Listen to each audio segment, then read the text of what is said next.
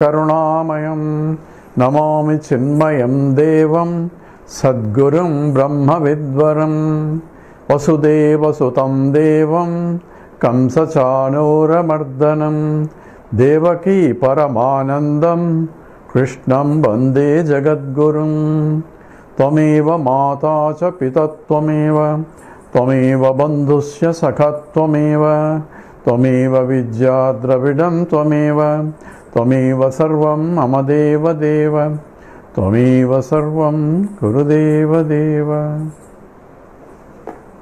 Hari Om.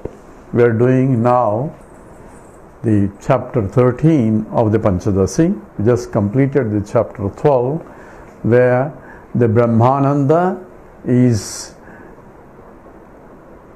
expressed in terms of Vishyananda also, and for people get carried away for Mandajnanis, that means the people who are always extroverted, trying to look for happiness outside. So extroverted we define as the one who is looking out for what? Everyone is looking for only for happiness. So he is trying to get happiness by Vishayananda, by fulfilling objects or the desire of fulfilling the desires for objects by getting, and therefore in the process he has to go through suffering in terms of trying to get it, and also trying to preserve it, and also the suffering if he loses what he.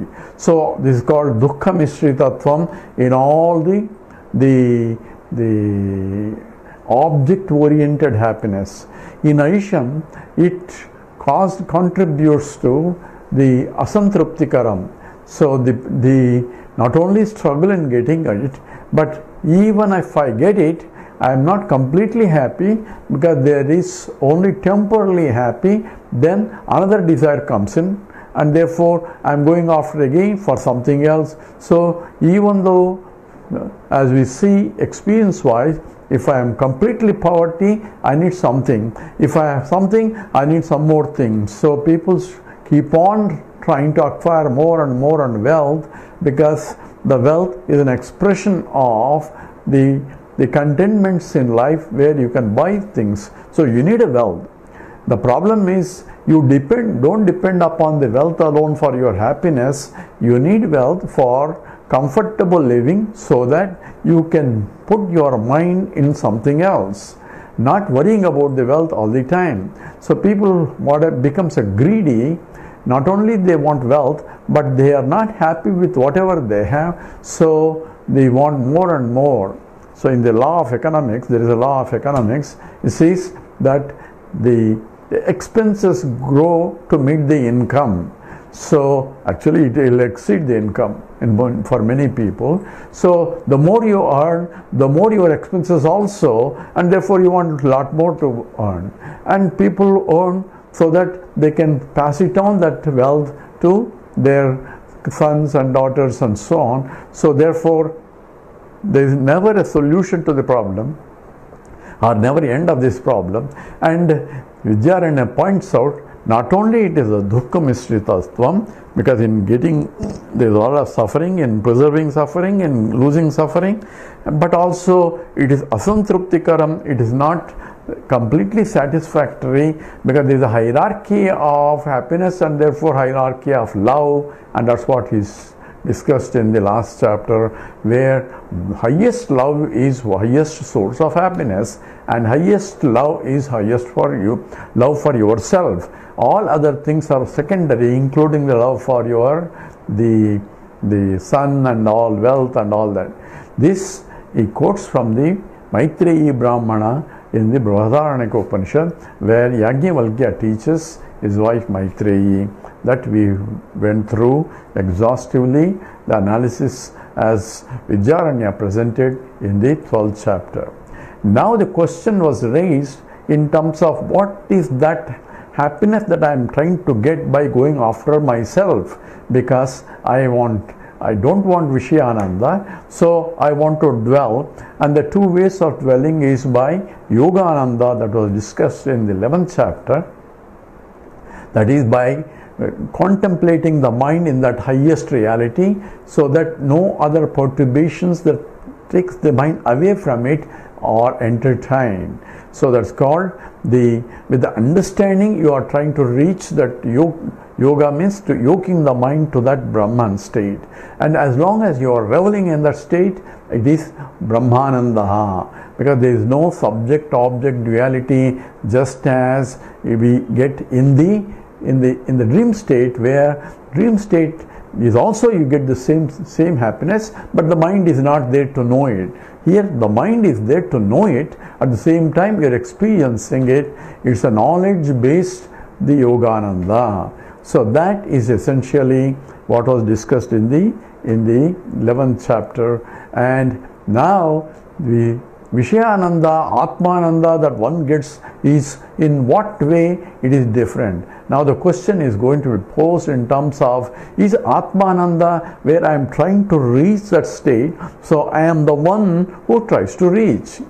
So here we have a problem, because there is a seeker of that Ananda, because pure consciousness or pure Ananda doesn't have to seek, because it is pure all the time, it is ever present.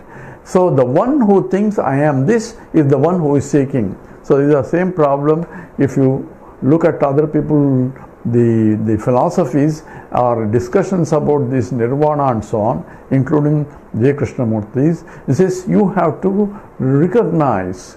Who is that who I have to recognize? You have to uncondition the mind. Who has to uncondition the mind? He says observe your mind. Who is an observer of the mind? Again the mind only. So mind has to observe the mind. There is an intrinsic duality in the process. So if, or even Atmananda, where I had to revel myself in that, who is the one who revels? Not the Atma, because not the pure Atma, because pure Atma doesn't all the time, it is one without a second. So one who thinks I am a local guy has to think that I am infinite. So apparently there is a duality in this involved in the very process itself, and that's what being pointed out now. And how this Brahmananda and Atmananda, are they same or different? And Atmananda seems to be, I love myself more than anything else. So there is something else also for me to love, in order to compare that I love for myself is supreme. So there seems to be duality involved. So the question comes into, say, how can there be a duality at the same time you experience the non-dual happiness? So let's read the first sloka of the 13th chapter. And the 13th chapter is named as Brahmanande Advaita Anandaha. So Advaita means non-duality. Non-duality comes only when there is a duality. So I don't say it's not a monoism. The doctrine is non-duality. There is negation of the apparent duality. So therefore Advaita Ananda is Brahmananda. Is how can there be a appearance to be duality, at the same time you have Brahmananda, one without infinite, where there is no divisions of any kind in the Brahmananda. So this is the title of the chapter. So there is an exhaustive discussion of this in this chapter, and we'll start here. Yogananda Puroktaha Yogananda Purokto Yaha Sa Atmananda Ishyatam Sa Atmananda Ishyatam Katham Brahmatvametasya Katham Brahmatvametasya Sadvayasyeti Chetstrunu Sadvayasyeti Chetstrunu. Together, Yogananda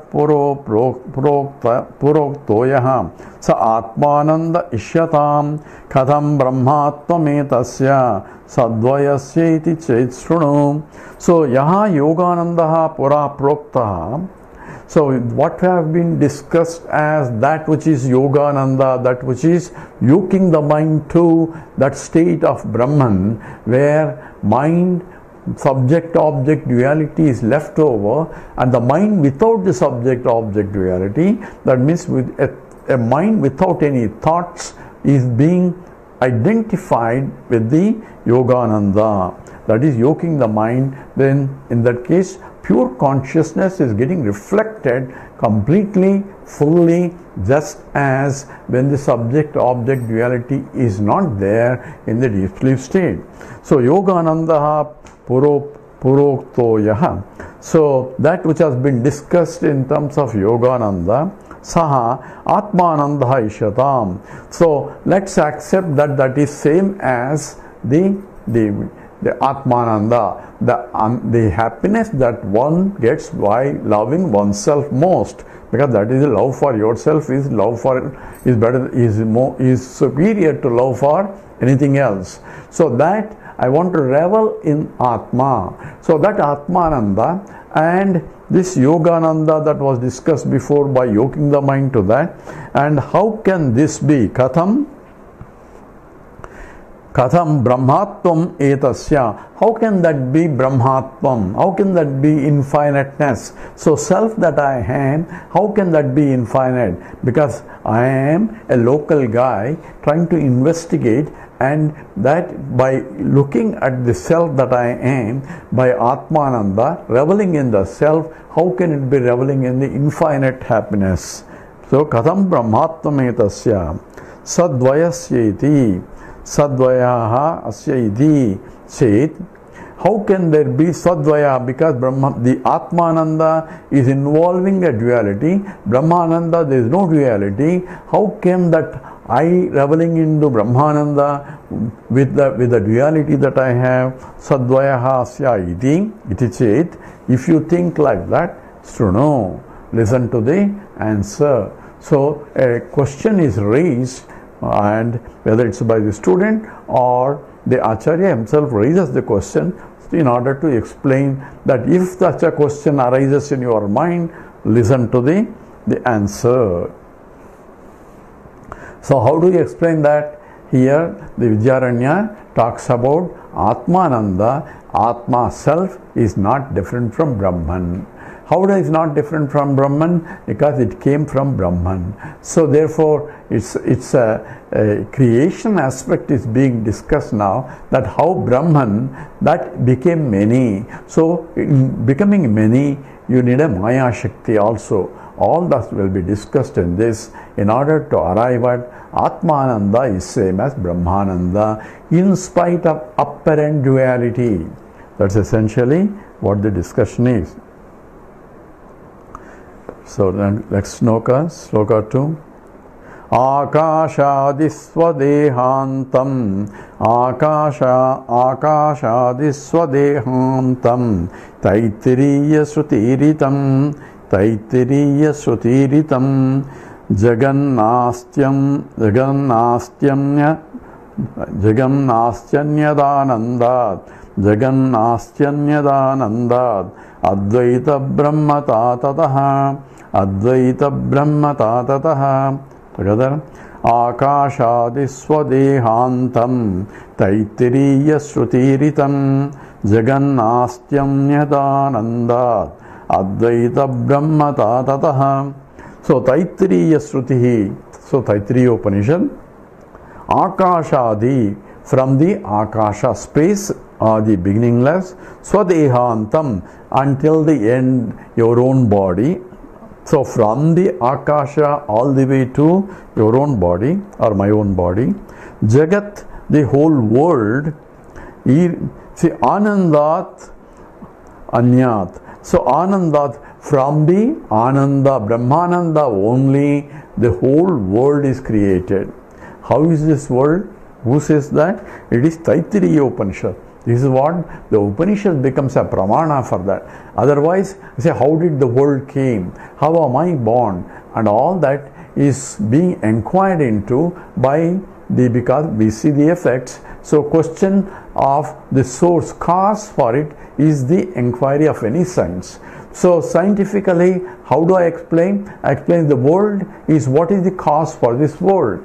So they go back into the either from the point of totality or from the point of micro level. So what is the fundamental starting point? That's the whole inquiry is. So starting point from the point is, it's essentially matter exploded by the Big Bang theory or steady state theory, any theory that says there is an expansion of the matter. How do you say so? Because by looking through the telescopes, I see that galaxies are moving away from us. So the further the galaxy, the faster is moving. So the fastest one is moving still further, and our vision is limited to whatever so far we can see as the edge of the universe that we can measure based on observations only.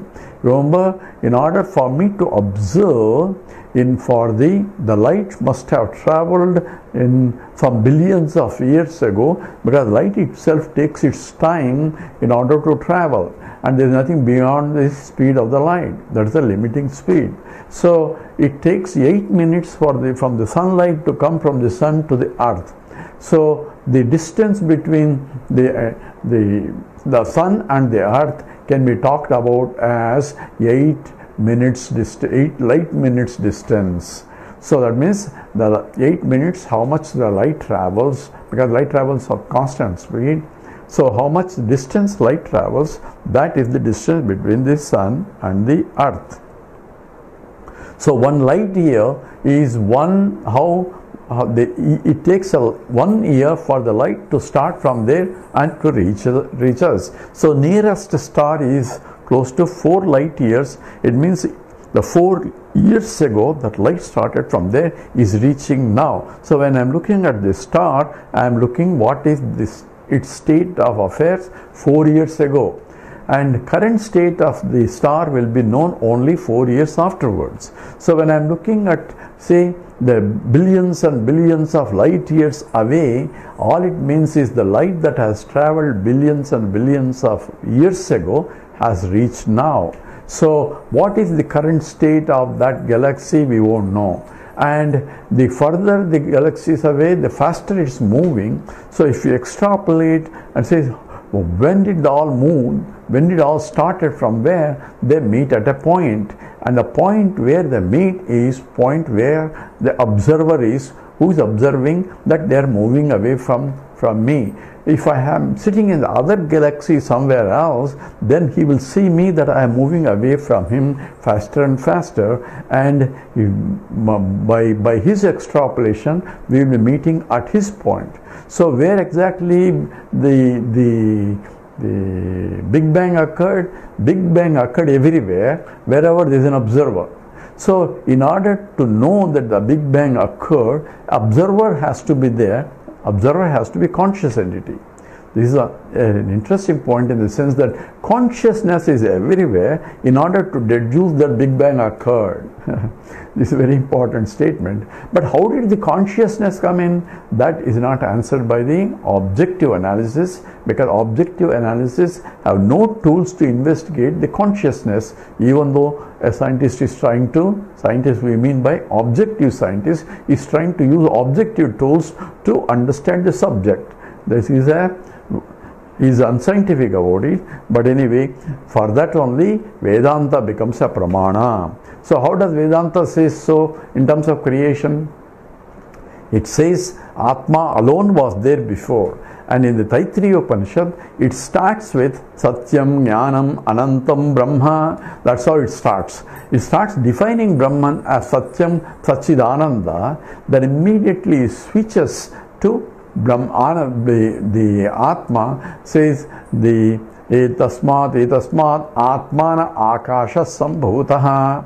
So Akasha came from Atma. It doesn't say Brahman there. So reason it doesn't say is he started discussing about Brahman and suddenly he switched to Atma only because Atma is not different from Brahman. So from the self the whole thing came. From the self only Akasha means Akasha Sambhutaha. From Akasha then Vayuhu. So from Akashat Vayuhu, Vayu Agnihi, Agnihi Apaha, Abja Prithvi, Prithivya Oshadayaha, Oshadibhyonnam Annat Purushaha. So Savayesha Purushaha. So that Purusha, the human being, came into picture in this hierarchy of the process from the subtle to all the way to gross, because Atma is subtlest, and the next one from that Akasha came. Akasha itself cannot be seen.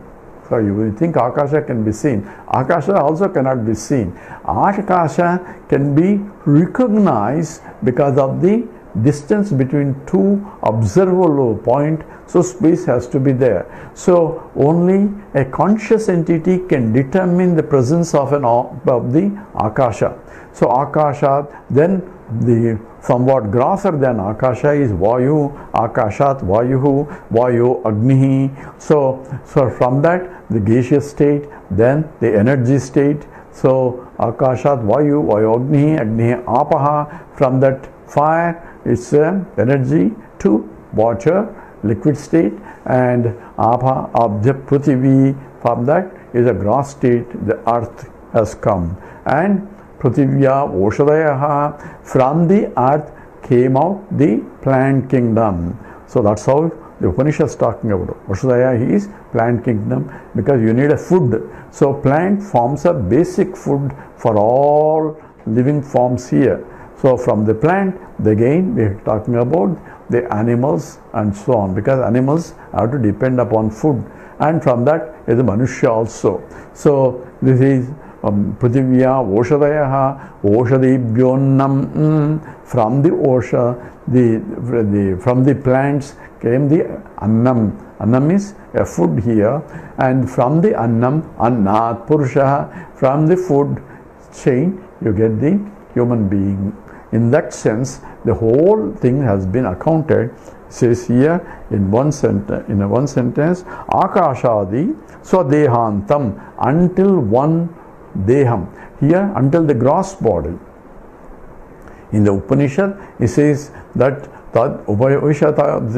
the subtle body entered into the gross material. So first the subtle materials, then by Panchikaranam the gross materials, and all that is been discussed in the Upanishads. And the Jiva, that is the self that I think I am, is as though entered into it. So that's what the whole universe, from the gross to the subtle, everything is discussed in the Upanishads. So here Taittiriya Upanishad is Shruti Ritam. The Upanishad declared Jagan Nastyam Nastyananda Nastyadananda. So Jagat. So so from that Jagat is from the world, and Anandat Anyat. So therefore, so Jagat Asya Ananda Anyat. So there is nothing other than Ananda, because it itself became many. It itself became many by what? By a vivarta that's going to talk about. Without undergoing any change, it appears to be change. And therefore, Akashat, so Jagan Nastyan Ananda, Advaita Brahmata Tataha.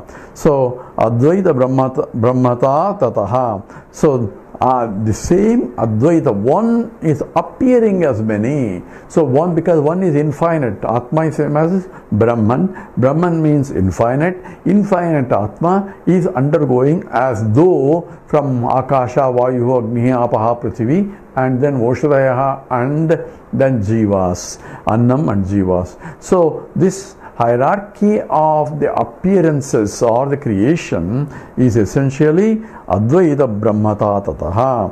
So it is the non-dual Brahman only. This is a declaration by the Shruti. So we'll go to next sloka. Ananda Deva Tadjatam, Ananda Deva Tadjatam, Tishtatyananda Eva Tat, Tishtatyananda Eva Tat, Ananda Eva Linam Chet, Ananda eva linam chet yuktanandat katham pratak yuktanandat katham pratak. Together.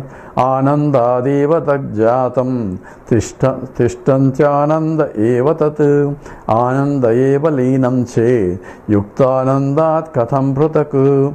So, Anandat eva tajjatam. So, the whole world is coming from that alone, because it is Ananda, which is same as Atma and the same as Brahman. And Ananda is here, happiness we are talking about is not happiness that one gets, is not a experiential happiness. We talk about Swarupa Lakshanam. It is, its intrinsic nature is happy. So, not that it has Ananda.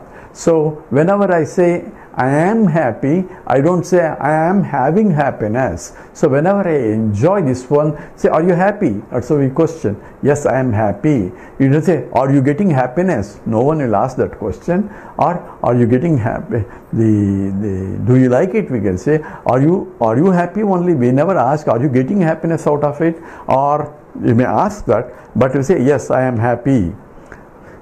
When I say I am getting happy, I am tuning my mind to that, and so that I am happy. So every time when I am happy, I say I am happy, not that I am having happiness. So identification that I am happy, not I have happy. So happiness is not a thing that I am possessing, but it is my nature when I say I am happy.